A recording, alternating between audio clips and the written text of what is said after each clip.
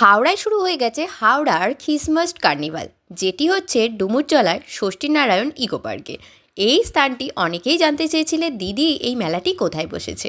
আর এই মেলায় রয়েছে নানান ধরনের শিশু থেকে বড়দের মনোরঞ্জনের দারুণ দারুণ জিনিস। মেলা মানেই অনেক মানুষের মেলবন্ধন, যেখানে অনেক মানুষ এসে ভিড় করবে, নানান ধরনের জিনিস কেনা বেচা সবটা চলবে।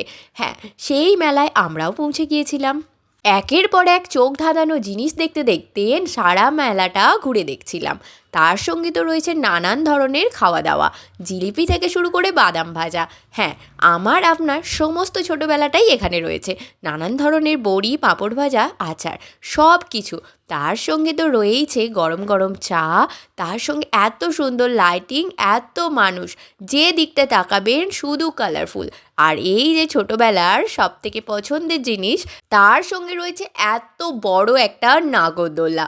হ্যাঁ, যেটায় চাপতে গেলে বেশ মনের অনেকটা সাহস লাগে। নানান ধরনের রাইডস কিন্তু শিশুদের মন কেড়েই নিয়েছে। তারপর এই ধরনের চটপটি মেলায় গেলে তো একটু খেতেই হয়, খাওয়া দাওয়া ছাড়া মেলা তো একদমই অসম্পূর্ণ।